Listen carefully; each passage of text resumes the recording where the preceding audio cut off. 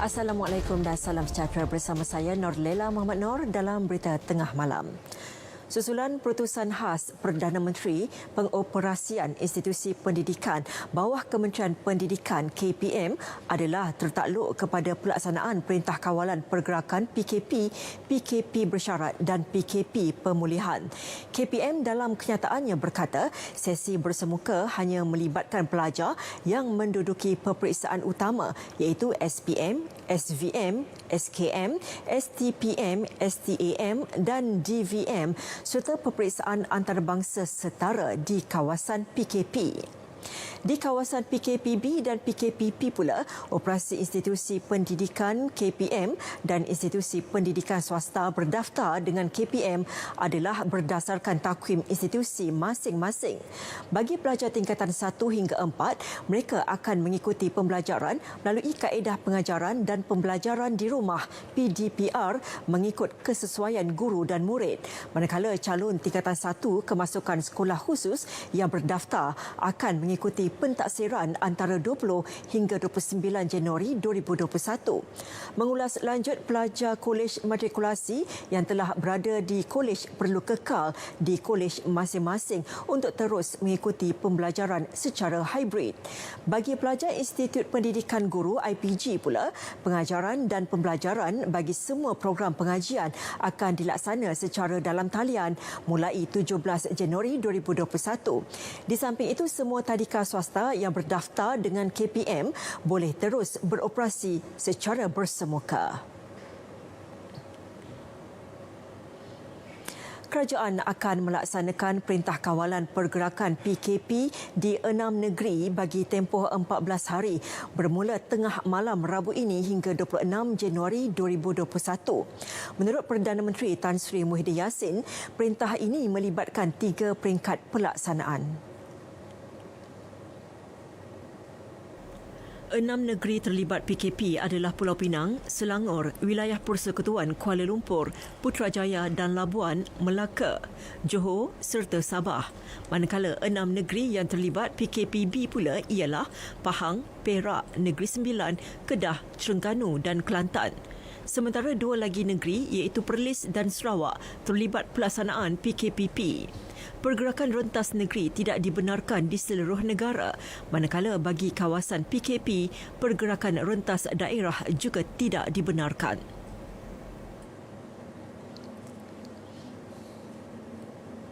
Susulan larangan pergerakan merentas negeri dan daerah, operasi sekatan jalan raya akan mula berkuat kuasa pada pukul 12:01 tengah malam Rabu ini. Bagi negeri yang dilaksanakan PKP, pergerakan adalah terhad dalam 10 km radius sahaja. Bagi tujuan membeli barangan keperluan dari pasar raya atau kedai runcit yang berdekatan, hanya dua orang anggota isi rumah yang dibenarkan untuk keluar dan berada dalam kenderaan yang sama.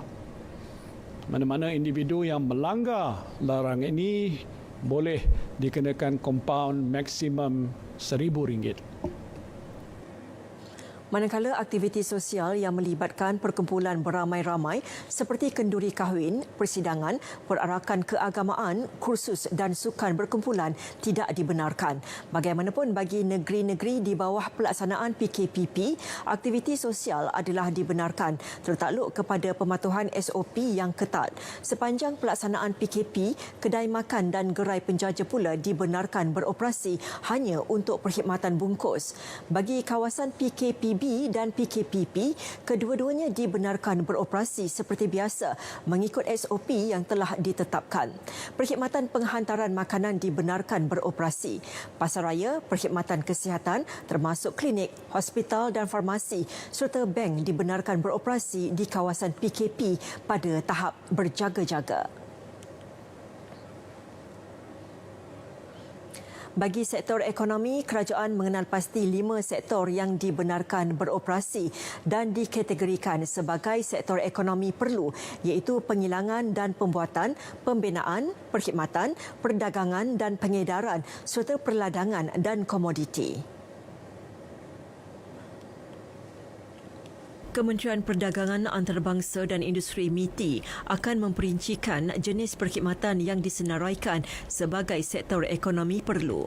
MITI dan Kementerian Kerja Raya juga akan memperincikan butiran kerja-kerja pembinaan yang dibenarkan beroperasi.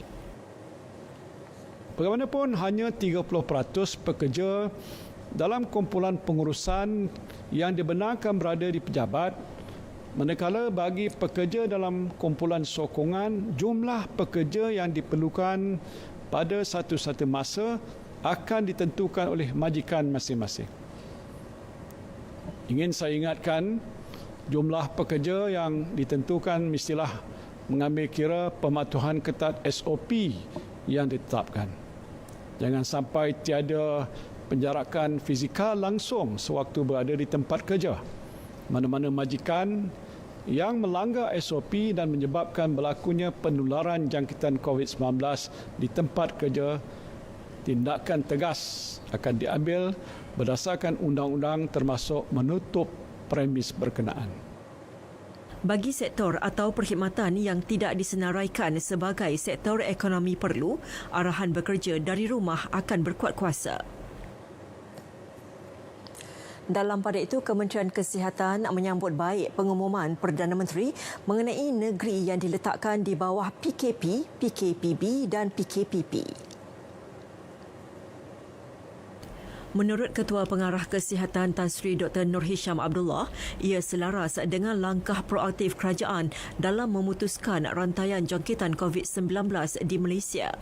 Beliau juga berharap segala usaha yang dijalankan oleh semua pihak akan dapat menjadi circuit breaker dan memutuskan rantaian jangkitan serta penularan COVID-19 dalam negara.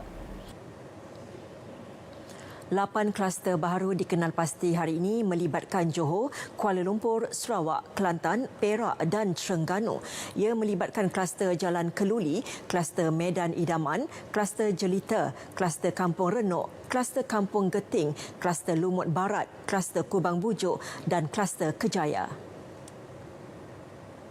Bagi kluster Jalan Keluli melibatkan daerah Kota Tinggi Johor Bahru dan Segamat Johor yang mencatatkan 42 kes positif.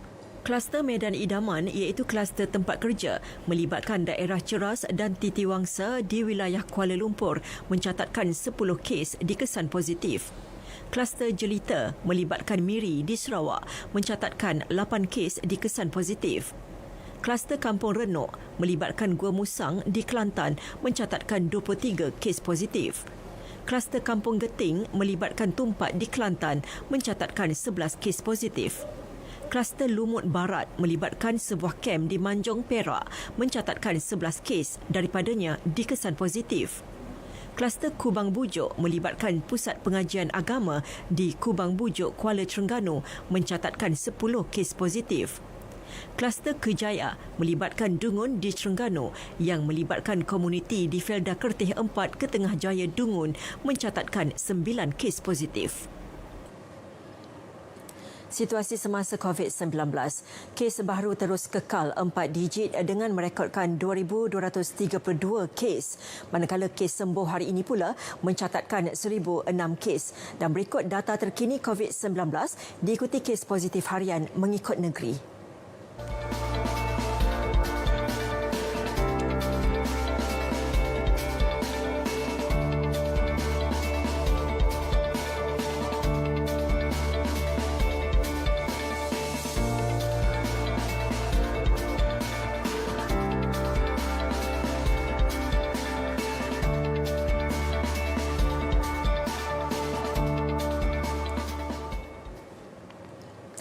Kerajaan bersetuju untuk membuat perolehan bekalan tambahan 12.2 juta dos vaksin Pfizer-BioNTech BNT1262B. Ia menjadikan jumlah terkini vaksin yang diperoleh daripada syarikat farmaseutikal Amerika Syarikat itu sebanyak 25 juta dos. Dos tambahan bakal menampung keperluan imunisasi 39% rakyat Malaysia. Menurut Menteri Kesihatan Datuk Seri Dr. Adam Baba, kesemua termasuk vaksin tambahan bakal diterima sepanjang tahun ini. Setelah pun tadi kita menterai perjanjian dengan Pfizer yang mana kita yakin dengan adanya bekalan daripada syarikat pengeluaran Pfizer untuk dos untuk fasa pertama yang akan sampai Q1 this year lah. Ya.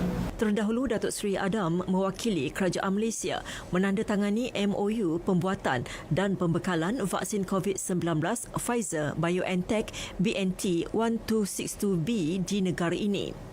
Perjanjian dimeterai secara dalam talian Pfizer Malaysia Sdn Bhd yang diwakili pengurus negara Malaysia Bruneinya Luksanawan Tang Paibul.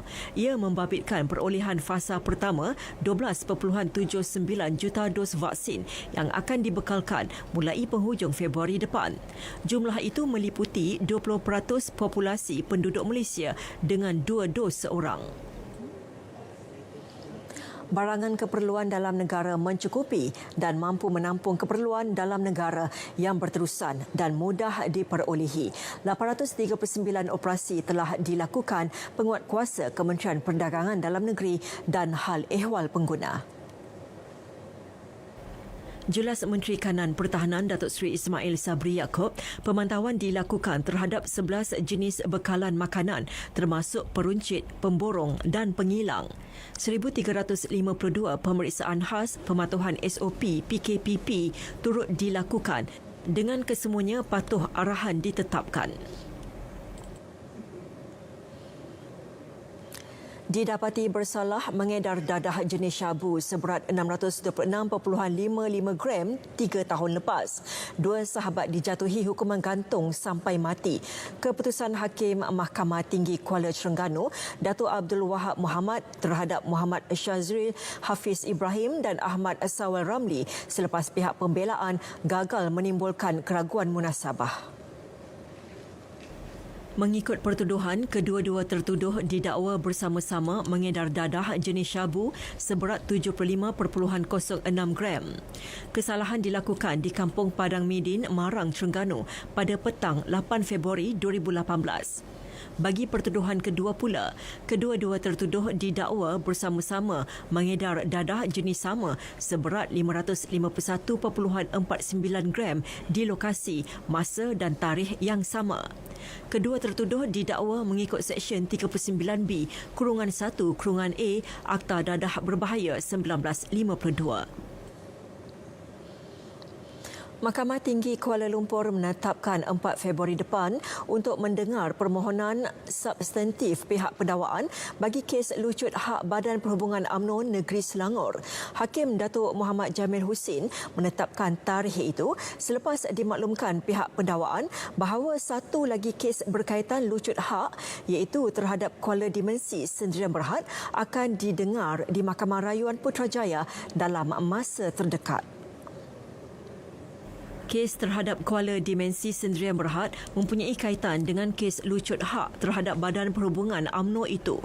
UMNO Selangor sebelum ini mengemukakan bantahan awal terhadap permohonan kerajaan untuk melucutkan dana berjumlah RM2,738,525 yang dirampas daripada parti itu. Wang dirampas SPRM itu didakwa mempunyai kaitan dengan dana 1MDB. Pihak pembelaan juga berpendapat cara proses pelucutan dilakukan tidak menurut peraturan. Selain UMNO Selangor, 4 individu dalam badan perhubungan itu turut dinamakan sebagai responden dalam tuntutan berkenaan.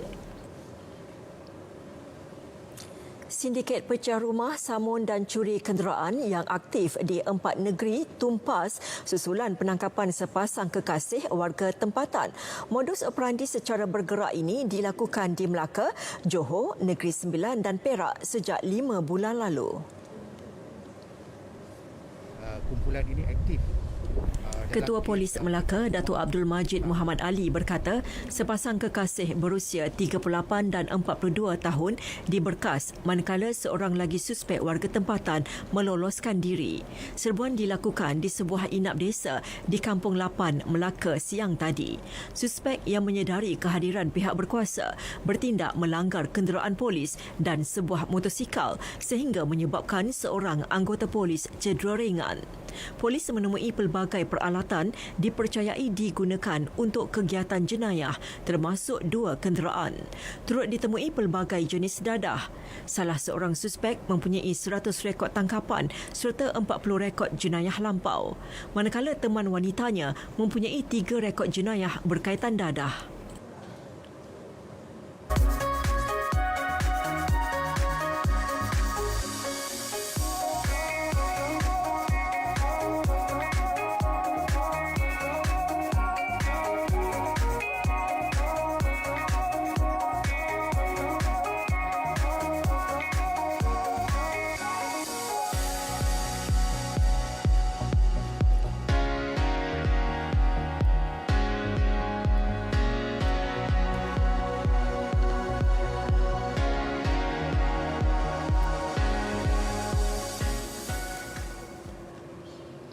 Perkembangan banjir.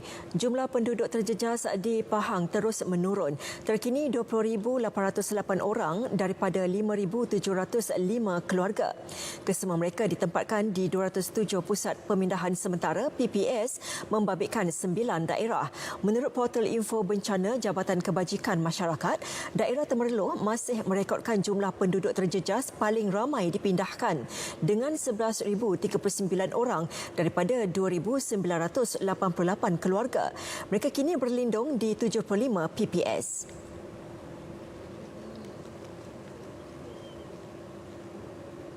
Di Johor, jumlah penduduk terjejas banjir di 7 daerah berkurangan seramai 1,688 orang daripada 493 keluarga masih berlindung di 23 PPS.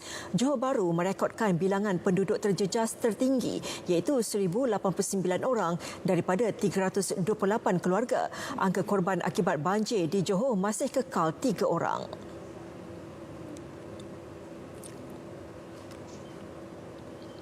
Di Kelantan, keadaan banjir di negeri itu beransur baik dengan jumlah penduduk yang dibenarkan pulang semakin bertambah.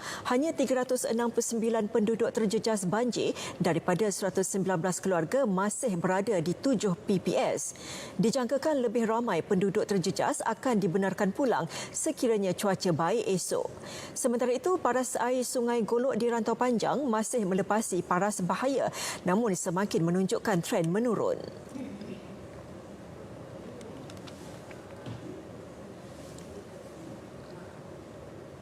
Kesemua 8 PPS di Terengganu ditutup sepenuhnya petang tadi sekaligus menamatkan gelombang kelima banjir di negeri terbabit. Ketua Sekretariat Jawatan Kuasa Pengurusan Bencana Terengganu, Lieutenant Colonel PA Cik Adam Irrahman berkata, 8 PPS terakhir ialah 7 di Dungun dan 1 di Kemaman. 517 penduduk terjejas daripada 128 keluarga dibenarkan pulang ke kediaman masing-masing.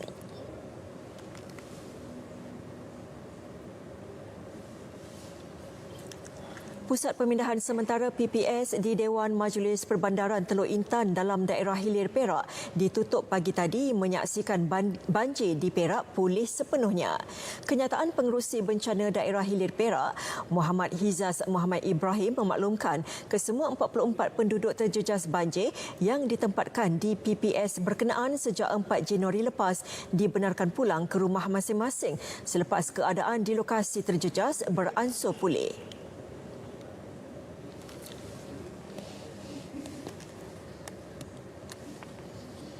65 keluarga meliputi 217 penduduk telah ditempatkan di PPS Dewan Serbaguna Gali Hilir Raup Pahang sejak ia mula dibuka.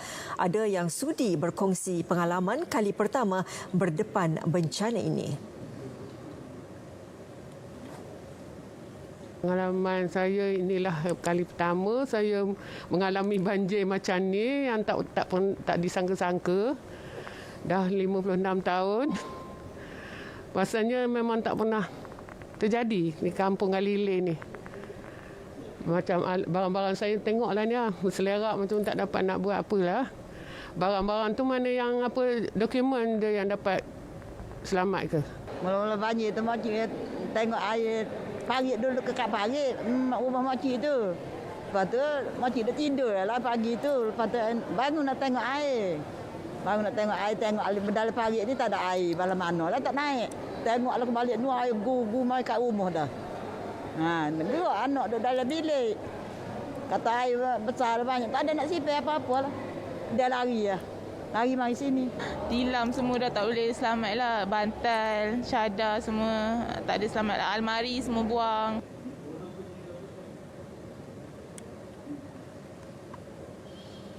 Banjir di Terengganu telah mengumpulkan lebih 100 tan sampah sarap dan lumpur di seluruh kawasan terjejas.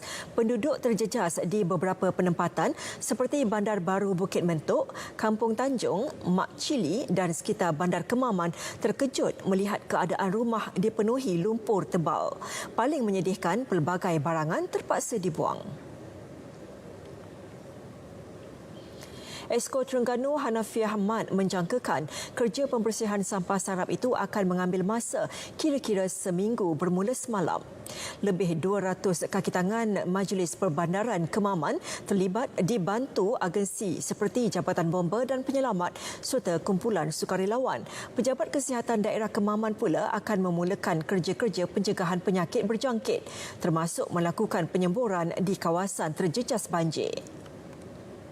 Sampah kali ini lebih banyak. Saya rasa lebih banyak kerana bila dia masuk kawasan bandar, masalah orang-orang yang duduk di bandar, pinggir bandar ni, semua perabot banyak dalam rumah dia.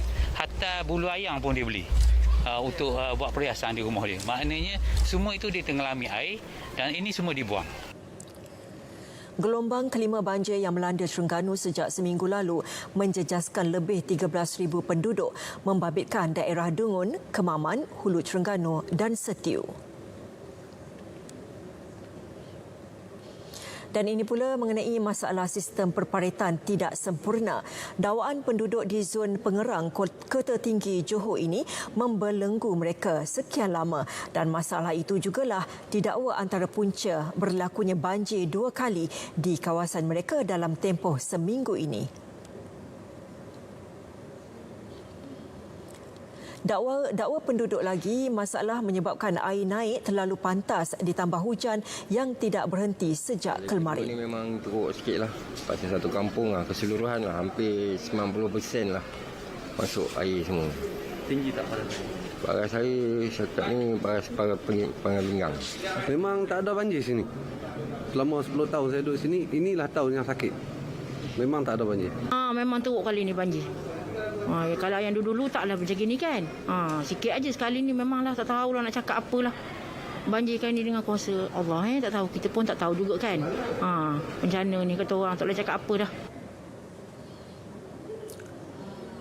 Perak sentiasa berwaspada dalam menghadapi sebarang kemungkinan yang berlaku akibat peningkatan jumlah pelepasan air di bawah empangan Temenggor iaitu di Bersia, Kenering dan Cendero. Esko Negeri Datuk Muhammad Zulkafli Harun berkata arahan dikeluarkan kepada semua agensi berkaitan bagi menjalankan penyelarasan kemasukan dan pengeluaran air pada setiap empangan.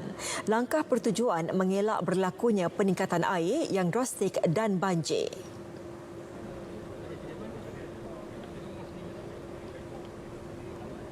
Paras air di empangan Cendero diturunkan pada paras yang minimum iaitu 59.5 meter dengan jumlah perlepasan terkawal adalah kurang daripada 425 meter kubik meter sesekon bagi memastikan paras air di sepanjang Sungai Perak berada dalam paras terkawal dan selamat.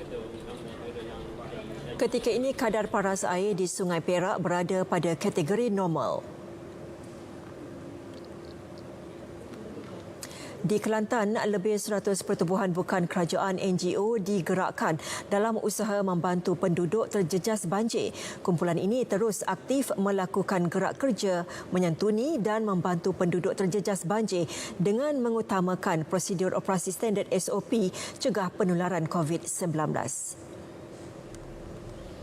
Antaranya Muslim Care dan Misi Kembara Dakwah giat menghantar bantuan keperluan asas.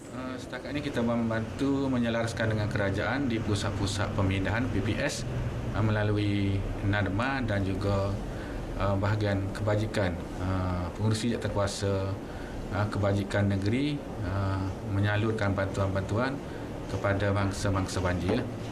dan NGO memberikan bantuan dengan usaha yang mereka cari. NGO ini bertali aruslah sampai boleh katakan setiap hari lah. Beliau ditemui ketika program ziarah prihatin di Tumpat. Berikut statistik terkini negeri terjejas banjir berdasarkan info bencana Jabatan Kebajikan Masyarakat.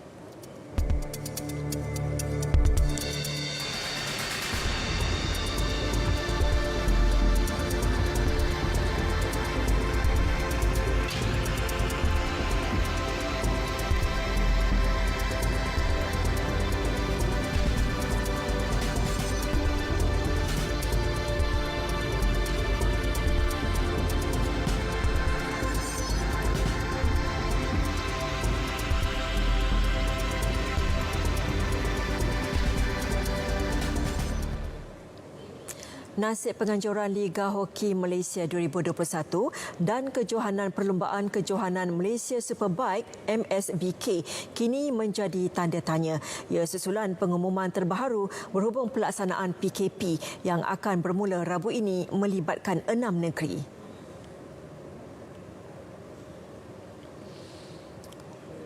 Dalam pengumuman, Perdana Menteri Tan Sri Muhyiddin Yassin memaklumkan PKP akan dilaksanakan di 6 buah negeri selama 14 hari bermula Rabu ini bagi mengekang penularan pandemik COVID-19. Beliau turut memaklumkan aktiviti sukan berkumpulan adalah tidak dibenarkan sama sekali. Aktiviti sosial yang melibatkan perkumpulan ramai seperti kenduri kahwin, persidangan, perarakan keagamaan termasuk Taipusam, Tahun Baru Cina, mesyuarat, seminar, kursus dan sukan berkumpulan adalah tidak dibenarkan sama sekali. Saingan TNB Liga Hoki Malaysia bagi lelaki dijadual bermula pada 14 Januari sehingga 20 Februari, manakala bagi wanita dijadual bermula 20 Januari sehingga 20 Februari. Manakala bagi saingan MSBK pusingan kedua dijadual berlangsung 3 hari bermula 20 hingga 22 Januari.